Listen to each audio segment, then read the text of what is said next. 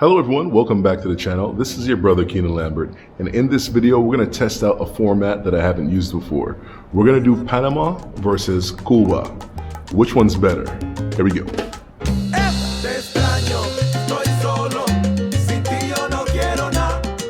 No quiero nada, no quiero nada. Oye, que la botella me llama. Te extraño, estoy solo. Sin ti yo no quiero nada. Mi consuelo se me escapa. En el fondo de otra copa mi negra. Ay. Te extraño, estoy solo. Sin ti yo no quiero nada. Me dicen que soy vago y eso lo hago. Before the end of this video, I'm going to let you guys in on a little secret where you don't actually have to really do one versus the other if you're deciding to travel. Okay, what you can do instead is actually hit both for one price. And I'm gonna explain how you do that a little bit later on. But as we were, the first topic being hotels and accommodations. Which nation has better options? I would say without a doubt, Panama has a higher standard when it comes to hotels and therefore beats out Cuba in that area. However, in Cuba, I feel like you can get more bang for your buck. In Cuba, a $35 a night spot looks a lot better than a $35 a night spot in Panama. Now, when it comes to transportation around the island, I would say without a doubt, Panama again beats out Cuba in this area. In Cuba, if you want to get from city to city, there is the option to fly. However, the airline in Cuba doesn't fly on certain days, and the more popular option would be taking the bus. Okay, for tourists, the option is the public company Via Azul. With Via Azul, you can go from end to end in Cuba traveling. However, it might take 18 hours to do so. In Panama, you have the option of using the bus, which is relatively inexpensive, and you can also fly domestically with several different carriers.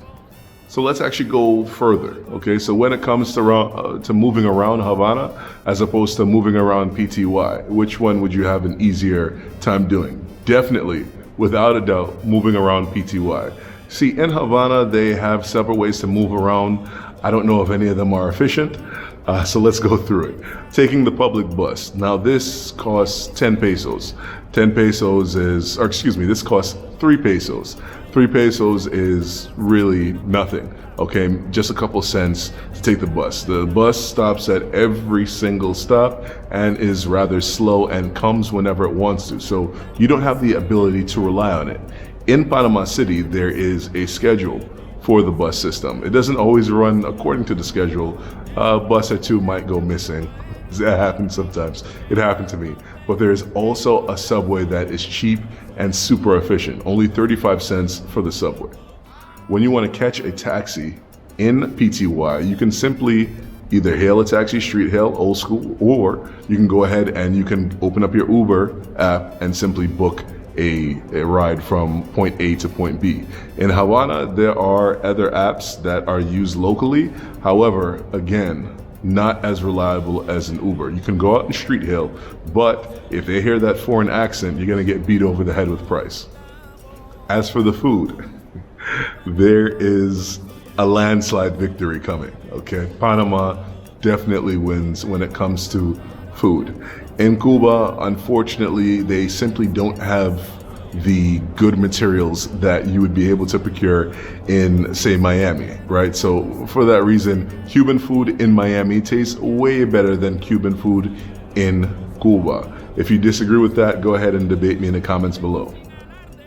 You see, in Panama, the food is sort of a blend. You're getting various Latin American influences along with the Caribbean influence that came in with the workers that came to build the canal. So you have that strong Caribbean influence as well as influences coming from all over Latin America. There's actually some of the best Colombian food that you can get in Panama City. Now, for the nightlife, okay? This is where it can get a little bit interesting, okay? Nightlife in Panama is awesome. You will have a good time. You can seek out various vibes, if you will. However, none of it goes to the level that you'll experience in Cuba.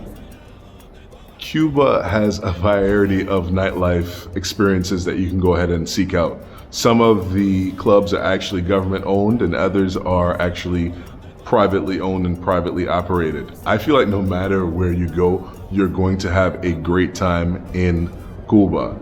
Not only is it more inexpensive, but I don't know, just the people have a particular way of blending themselves with the music, just getting down and having fun.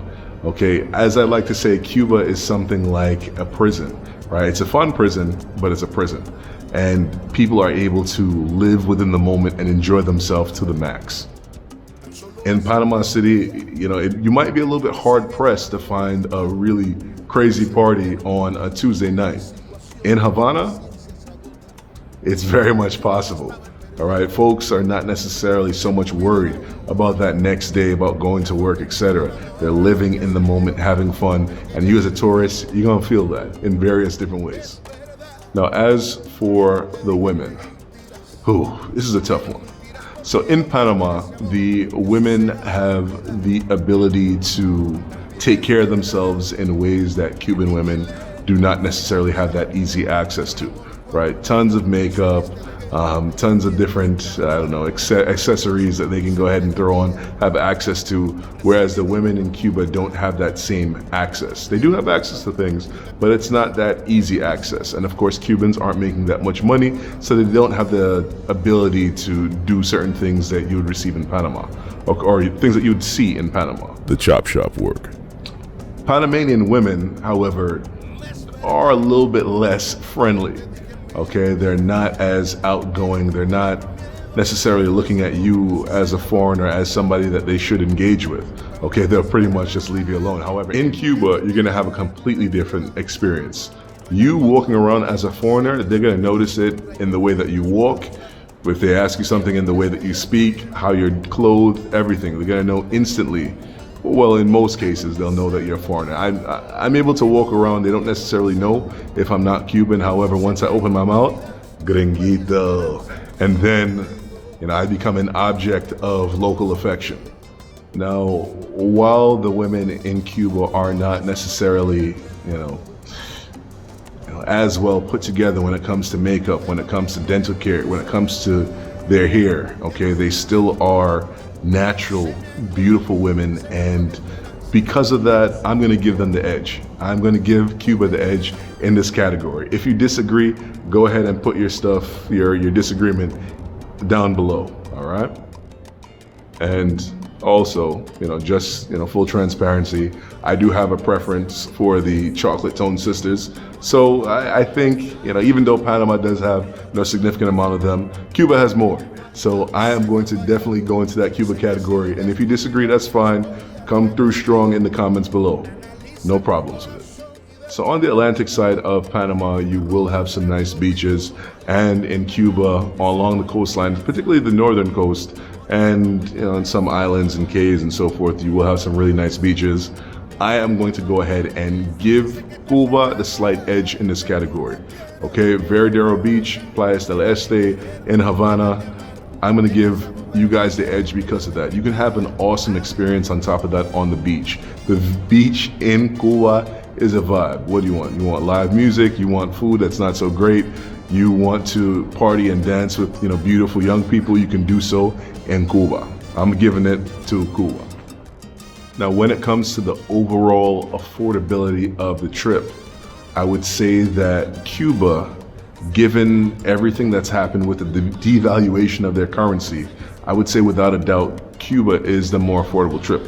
Panama runs off of the US dollar. However, in Panama, the prices aren't as they are in the US, okay? Especially when you travel outside of the touristy areas. In Panama, you'd see that prices are pretty decent and you can get around and have fun at a decent price. However, in Cuba, it's definitely cheaper and you can have a lot of fun for just a little bit of money. Now, right now we're in an era where there are tons of people who are going abroad and looking for relationships. Now, I don't recommend it. However, if you're gonna do it, then you're gonna do it. I think that you would actually acquire a higher or more genuine relationship in Panama as opposed to Cuba. In Cuba, there's just a lot of financial need. There's dependence on, sort of those foreign remittances. So I feel like your connection with your individual in Panama has a better potential of being genuine. Okay, has that higher potential of being genuine. Whereas in Cuba, it's just coming from a place of economic need. There are genuine relationships that do happen in Cuba, absolutely. But first off, if you are if you're a hungry dog, you are going to love that person that's giving you that fish.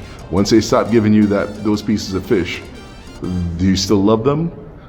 That's where I think relationships in Cuba get kind of difficult. Also the jealousy piece, but we spoke about that in other videos, so we don't have to rehash that out again, right?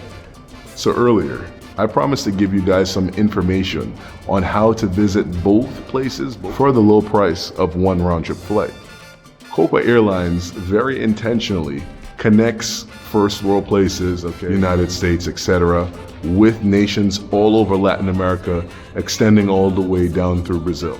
Copa has something called the Free Stopover Program, where they allow you to stay in Panama either on the front end or the back end of your trip for free, as long as you stay under 7 days. What makes the airline interesting is that they sort of use Panama as a central hub, so spokes on a wheel, if you will. Every single flight flows through Panama. So if you're going from New York to, Sao Paulo, Brazil, like how I did in the past, you will have to connect in Panama. If you're going from, say, New York to the Dominican Republic, you're still going to have to connect in Panama. So all flights lead to Panama. And then at that point, you can either stay in Panama or you can go ahead and go out to your intended destination.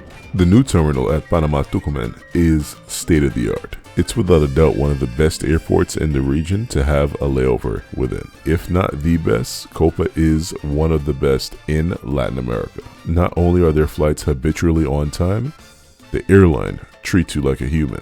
Even the most basic economy seat comes with a personal item as well as a carry-on luggage piece. Sometimes Copa's deep deals don't show up when you're doing your searches and looking for the best option. So whenever you're planning a trip throughout Latin America or the Caribbean, make sure you check out Copa's website. And while you're at it, why not get a day or two in Panama? Ah, look at all the bougie business class folks. I used to give them dirty looks, but in actuality, their sacrifice makes my flight cheaper. Cheers, mate. And unlike some other airlines that are popular nowadays, they feed you a meal free of charge. A meal, not chips, not soda, a meal. Guys, I'd like to thank you so much for watching this video. I appreciate you guys watching all of my videos, coming through all the time. I appreciate it. I'm gonna catch you guys in the next video. Again, comment below. Let me know how you feel about this one. Peace out.